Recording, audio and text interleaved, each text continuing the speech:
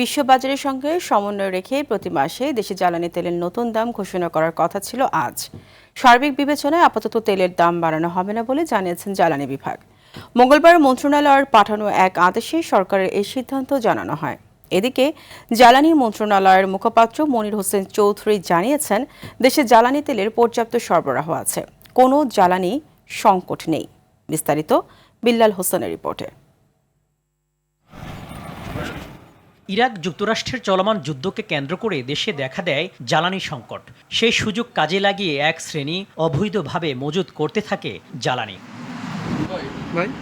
এ অবস্থায় নড়েচড়ে বসে সরকার। সারা দেশে অভিযান চালিয়ে উদ্ধার করে 2,96,305 লিটার জ্বালানি। সচিবালয়ে জ্বালানি পরিস্থিতি নিয়ে সংবাদ সম্মেলনে মন্ত্রণালয়ের মুখপাত্র বলেন, এ পর্যন্ত মোট 3,559টি অভিযানে 1244টি মামলা হয়েছে। 30 মার্চ 2026 আমাদের উদ্ধারকৃত জ্বালানি তেলের পরিমাণ হচ্ছে টোটাল 87,700 লিটার।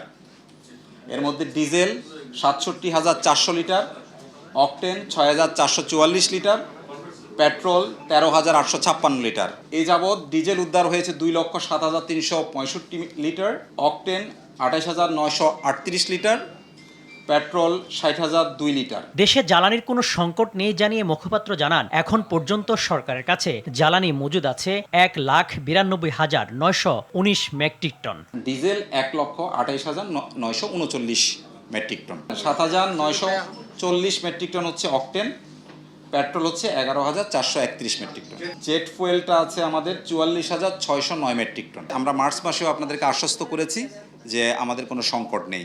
এদিকে সচিবালয়ে প্রধানমন্ত্রীর সাথে সাক্ষাৎ শেষে বিশ্বব্যাপী জ্বালানি সংকট পরিস্থিতি মোকাবেলায় মহানগর স্কুল কলেজগুলোতে অনলাইন ও অফলাইনে ক্লাস নেয়ার পরিকল্পনা রয়েছে বলে জানান শিক্ষামন্ত্রী। ইতিমধ্যে আমি সার্ভে করেছি, 55% পিপল চাচ্ছে, ইউজার্সরা চাচ্ছে যে তারা যেন অনলাইনে যায়।